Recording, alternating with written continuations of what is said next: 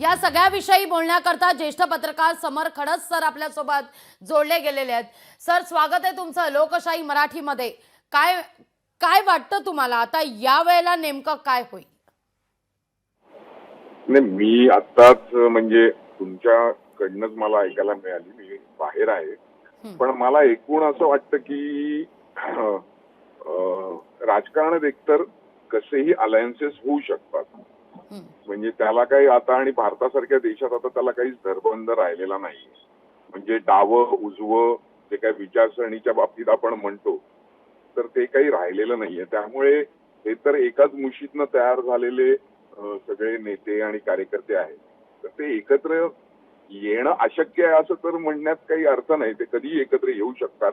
पण मला एकूण राज ठाकरेंचं आजपर्यंतचं जे राजकारणाची ढब आहे ती पाहता असं वाटत नाही की ते काही लगेच याला काही रिस्पॉन्ड करतील.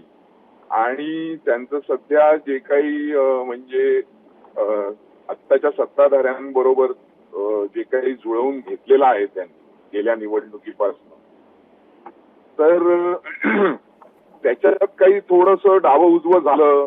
येणाऱ्या स्थानिक स्वराज्य संस्थांच्या निवडणुकांमध्ये फारसा चांगला काही त्यांना वाटा मिळाला नाही. तर हे शक्य आहे. उद्धव ठाकरे यांनी ही हाक दिली असेल तर त्याचं एकच कारण आहे, कारण जी परिस्थिती आता बीजेपीने आणलेली आहे, चहू बाजूनी जे आक्रमण आहे, त्यांचा सगळा पक्ष फुटलेला आहे. विधानसभा निवडणुकीमध्ये धुळदाण झालेली आहे. त्यांचे उरले सुरले अनेक शिवसैनिक, अनेक पदाधिकारी ज्या पद्धतीने एकनाथ शिंदे यांच्या नेतृत्वाखालील शिवसेनेमध्ये प्रवेश करतायत, ते पाहता जर असं काही झालं तर याचा फायदा उद्धव ठाकरे आणि राज ठाकरे या दोघांनाही होऊ शकतो. कारण मग एक भावनिक वातावरण त्यातून तयार होण्याला मदत होईल. आणि त्यामुळे मला असं वाटतं की उद्धव ठाकरेंनी हा एक प्रयत्न सुरू केला असावा किंवा एक आवाहन केलं असावं. आता त्याला कसा प्रतिसाद त्या बाजूने मिळतो अगदी त्यानंतर पुढचं राजकारण काय होईल ते ठरेल. अगदी अगदी समर सर, खूप खूप धन्यवाद आमच्याशी संवाद साधला त्याबद्दल.